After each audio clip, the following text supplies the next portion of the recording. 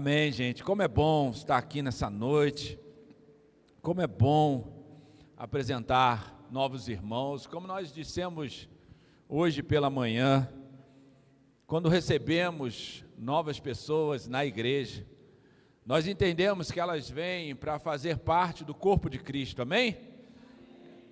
Nós entendemos que carregamos algo em Deus para derramar sobre a vida delas. Mas entendemos também que elas carregam algo que nós precisamos. Eu lembro quando Davi chegou naquele campo de batalha, aquele exército treinado, capacitado, diante de um gigante que os amedrontava, os fazia paralisar por 40 dias. Mas aquele menino, enquanto servia uma marmita de alimento, ouve alguém gritando, se posiciona, encaminha em direção e diz: eu estou pronto para enfrentá-lo. O que eu quero dizer com isso? Quando chega um membro, uma família na casa, pode estar chegando os Davis dessa geração, aqueles que carregam uma unção dentro deles para derrubar gigantes que têm nos impedido de avançar. Quantos creem nisso? Eu creio. Eu sei que o João é um gigante, mas ele é um Davi que vai derrubar gigantes, amém? Amém? Eu estou precisando de gente com mais fé aí, amém ou não amém? Esse é o mês da gratidão, e eu queria que você virasse para o irmão do seu lado e falasse: obrigado pela sua vida. Você tenha comunhão um pouco com seu irmão, você só vê esse tempo aqui e fala: obrigado pela sua vida. Felipe, obrigado pela sua vida, Felipe. Você é fundamental. Jorge, obrigado pela sua vida. Pastor Pacheco, obrigado. Obrigado pela sua vida, por aquilo que você disse aqui, que você não desistiu, que você está caminhando. Parece um menino, né? Soltinho, né, cara? Uau! Rapaz, estava ali sentado falando com a Lenita. Olha o menino começando. Uau! Rapaz, parece Caleb. Ainda estou com a minha força plena. Senhor, me dá a minha montanha. Amém? Nós estamos no mês da gratidão e nosso versículo base é 1 Tessalonicenses 5,18. Pode botar aí na tela? Sei que está aqui embaixo, mas coloca aí na tela. 1 Tessalonicenses 5,18. 5,18. 5,18. 18,5, 5,18. Mas está aqui embaixo. Consegue?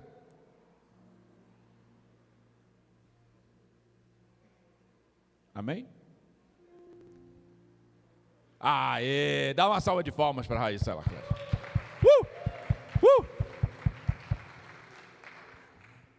Deem graças em todas as circunstâncias, pois esta é a vontade de Deus para vocês em Cristo Jesus. Vamos ler novamente. Deem graças em todas as circunstâncias, pois esta é a vontade de Deus para vocês em Cristo Jesus. Amém? Hoje eu queria, nessa noite de manhã, eu preguei de uma forma, eu queria começar de trás para frente, porque Deus tocou meu coração ali, falando muito poderosa sobre as chaves de gratidão. Às vezes a gente acha que só agradecer algo é quando eu recebo algo e digo: muito obrigado, Senhor.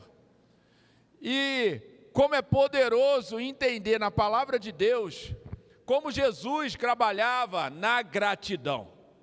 E uma das coisas que me chama a atenção na palavra é que gratidão descrava decretos de governo. Diga para o seu irmão: gratidão descrava decretos de governo.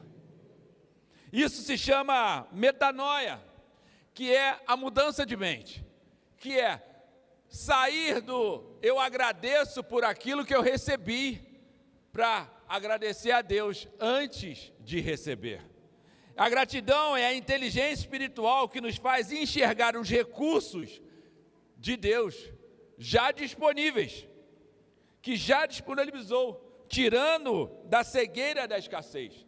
Às vezes nós esperamos tocar para depois agradecer.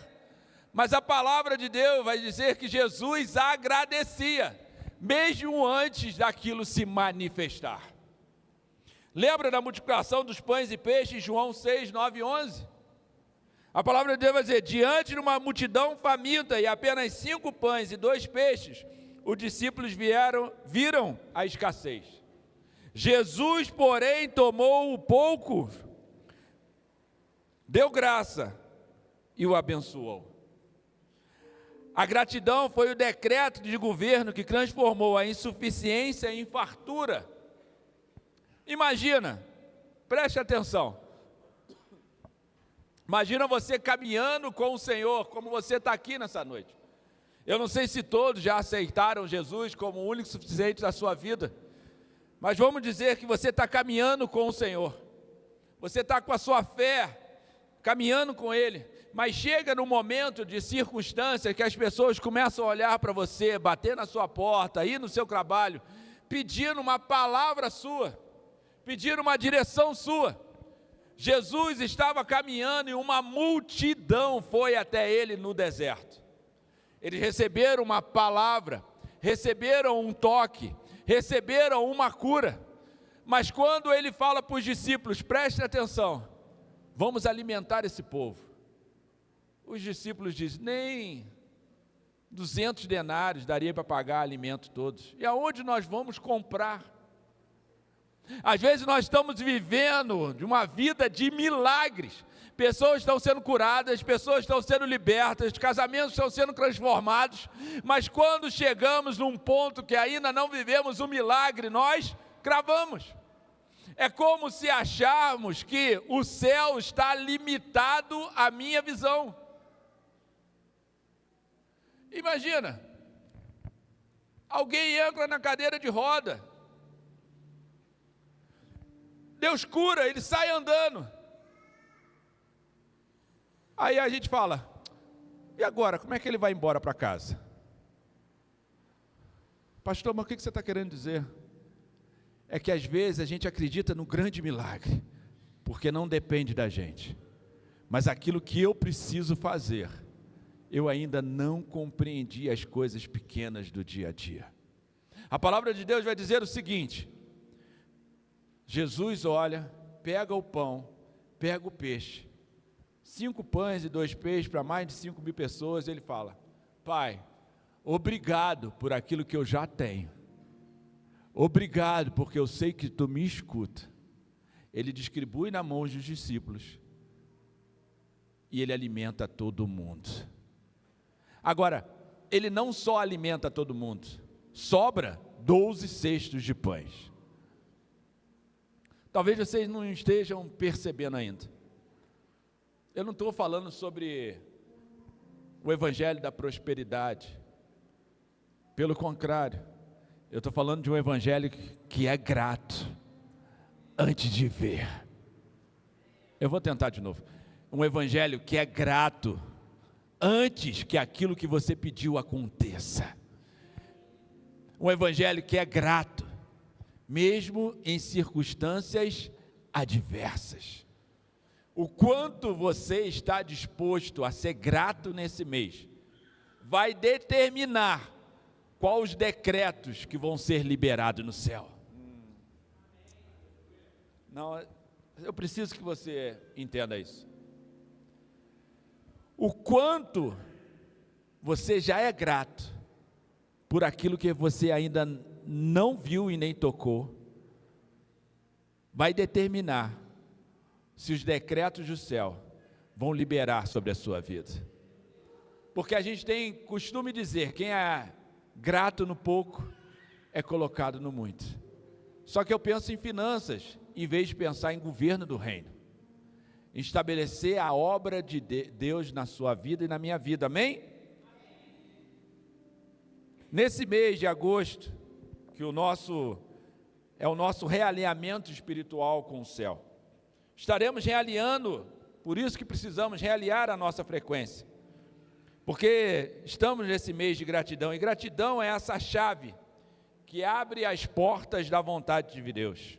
Se eu fizesse uma pesquisa aqui hoje e perguntasse: quantos de vocês querem viver a vontade de Deus? Tem 2, eu vou perguntar de novo porque uns estão dormindo. Se o olhar para o teu irmão estiver dormindo, não sacuda ele, deixa que Deus vai despertar. Presta atenção. Quanto de vocês querem viver a vontade de Deus na sua vida? Glória a Deus. Olha que interessante. Agora, nós buscamos a vontade de Deus na nossa carreira, no nosso relacionamento, para o nosso futuro.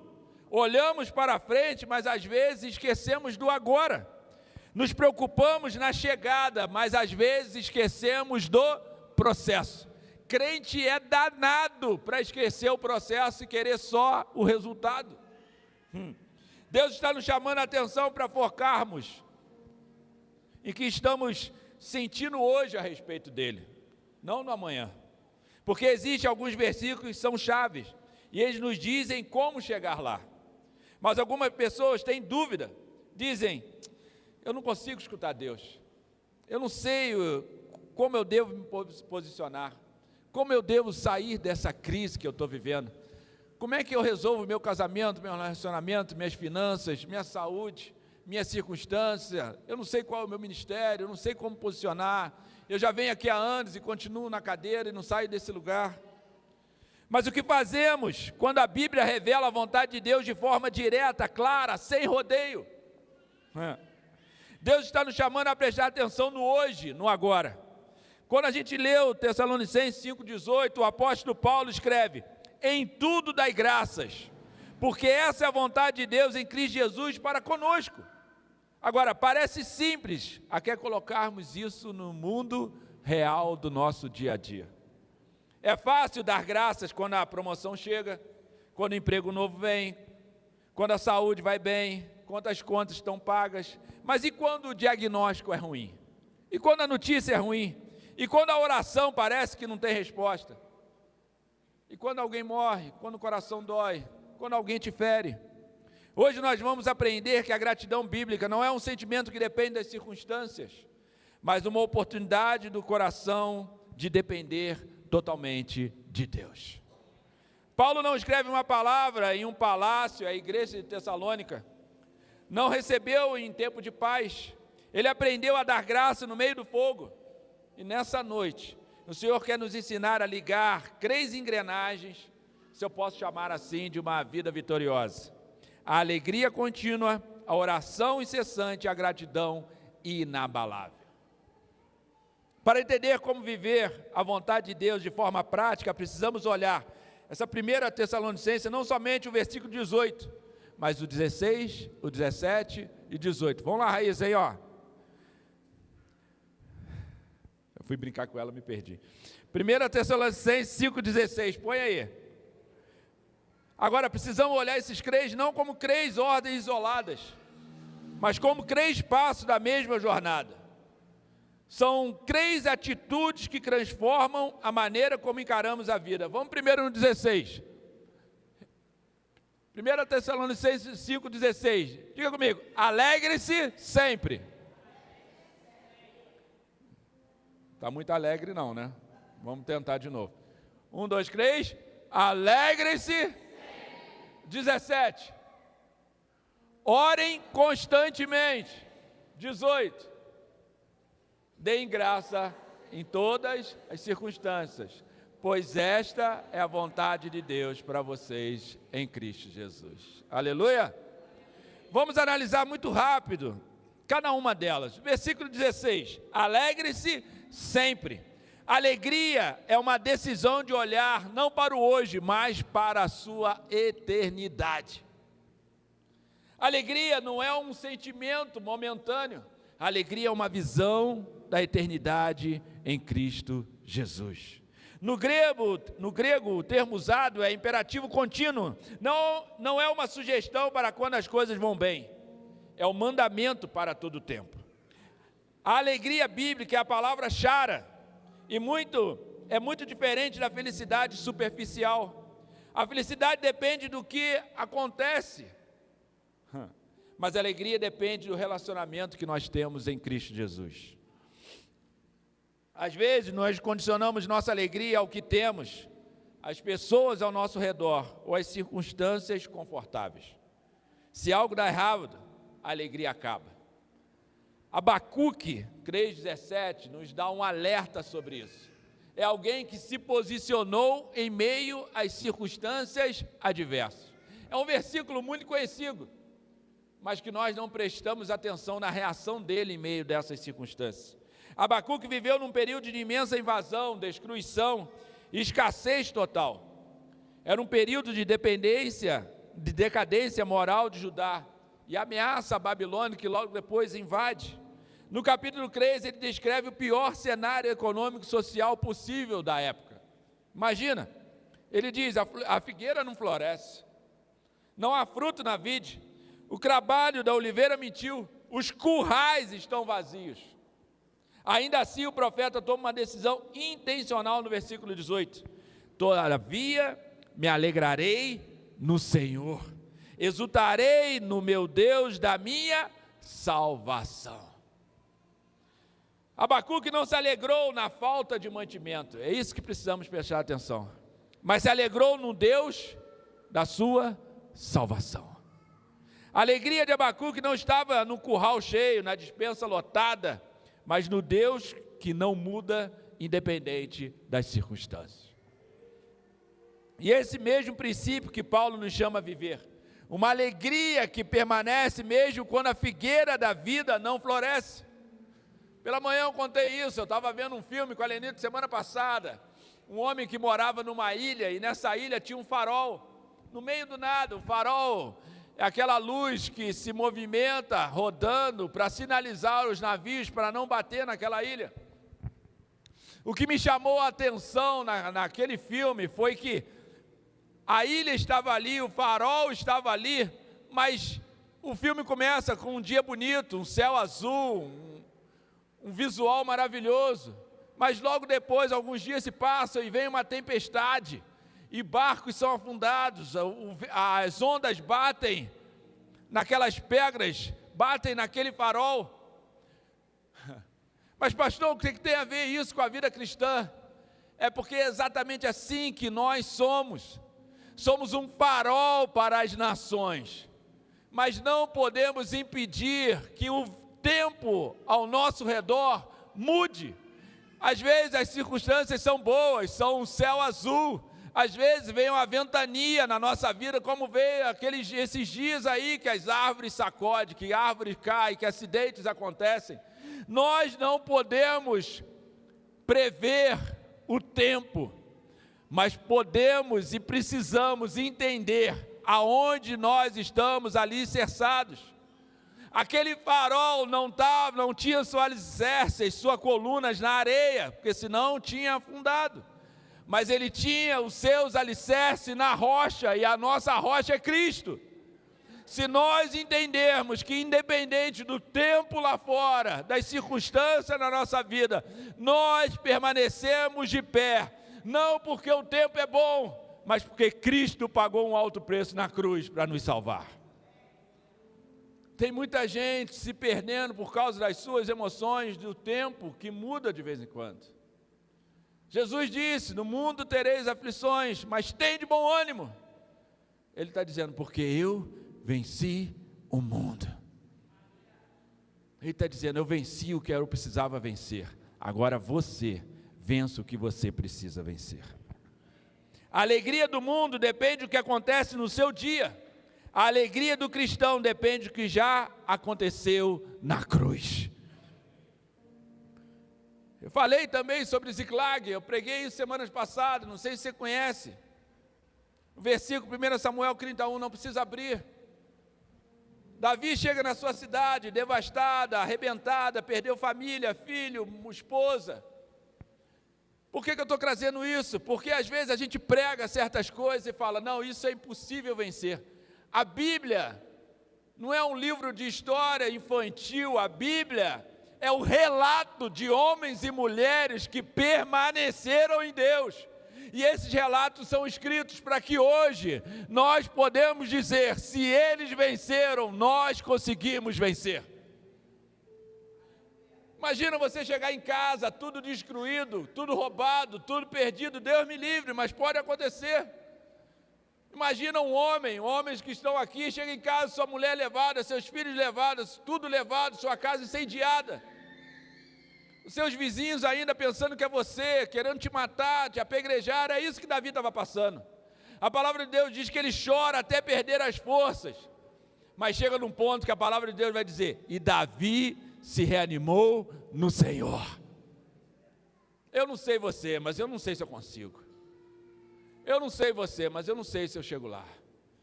A palavra de Deus vai dizer, tudo estava perdido, mas Davi se reanimou no Senhor. Sabe o que é isso? Dependência completa. Eu não estou dizendo que ele não se entristeceu pela perda da mulher, eu não estou dizendo que ele se entristeceu pela perda do filho, eu não estou dizendo que ele não chorou, eu não estou dizendo que ele estava satisfeito, eu estou dizendo que o foco dele era Deus. Ele olhou para Deus e disse, Senhor, eu posso, foi para o sacerdote e perguntou, Senhor, eu posso perseguir esses homens, eu vou alcançá-los? Davi não pergunta se vai conquistar de novo. Davi não pergunta se tem força para isso. Davi não pergunta se Deus vai entregar eles nas mãos. Davi só pergunta, Senhor, se eu me levantar e confiar em Ti, eu acho esses caras? Deus diz, com certeza você os encontrará. Irmãos, nós precisamos virar uma chave na nossa vida.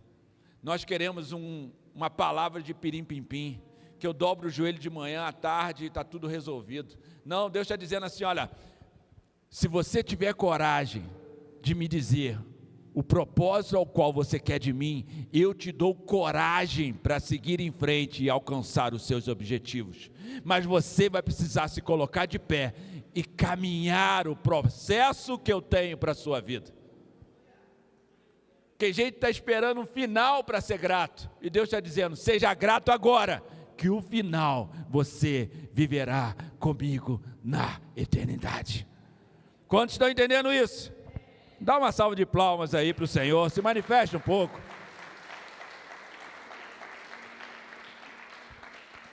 Mas você pode estar se perguntando, pastor, como eu consigo manter essa postura de alegria quando a vida aperta? A resposta de Paulo no versículo seguinte, não só conseguimos se alegrar sempre, se aprendemos o segredo do versículo 17, qual é? Orar sem cessar. A oração contínua é combustível da fé. Orar sem cessar não significa passar 24 horas ajoelhado em um quarto sem trabalhar ou estudar. Não dá desculpa não. A palavra grega usada para Paulo era usada na antiguidade para descrever uma tosse. É engraçado essas palavras gregas, né? É como se fosse, muita gente está doente, gripado, né? Sabe, de tempos em tempos você tosse. Ele está dizendo assim, orar sem cessar, é não saber quanto, mas em tempos você fala com Deus constantemente. Ainda bem que alguém tossiu aí, foi representante, viu? O que eu quero dizer para você, Deus está dizendo, orar para mim não é você ficar paralisado no chão. Orar comigo é você falar comigo de manhã e conversar comigo o dia inteiro. A oração é a respiração da alma. Você não pensa para parar e falar assim, peraí, vamos parar essa conversa porque agora eu preciso respirar. Não, você respira no automático. Por quê? Porque o seu corpo precisa disso para viver. A oração sem cessar é algo que você precisa todo o tempo, porque senão você perece como falta de respiração, amém? É como Neemias, que quando orou a Deus, quando teve a notícia de Israel sendo destruída, a palavra de Deus diz que Neemias se arrependeu, orou, buscou, jejuou e se apresentou diante do rei. Quando ele se apresenta diante do rei entristecido, e ele sempre andava feliz, grato a Deus, mas agora ele estava triste, porque ele sabia que a cidade ao qual ele pertencia estava destruída. Neemias se apresenta diante do rei, o rei olha para ele e fala, por que você está triste? Ele diz, como eu não posso estar triste se todo o meu antepassado, toda a minha geração está lá numa cidade destruída? Aí o rei vira para ele e fala, o que eu posso fazer por você? Imagina você, alguém que você considera muito, que é muito poderoso, chega para você e fala, Jéssica, o que eu posso fazer por você além de te acordar? Ainda bem que só você entendeu, Jéssica. O que eu posso fazer por você? A palavra de Deus vai dizer que Neemias orou e ele respondeu. Não, você não entendeu. Neemias não foi e falou com o rei, peraí rapidinho que eu vou ali fazer um jejum de 40 dias, vou orar a Deus, e depois eu venho te responder. Não, a palavra de Deus diz que ele orou na conversa, no meio da pergunta, e ele já respondeu o que ele precisava. Orar sem cessar é estar tão conectado com Deus, que quando a oportunidade vem, você sabe o que dizer para receber aquilo que Deus tem para a sua vida.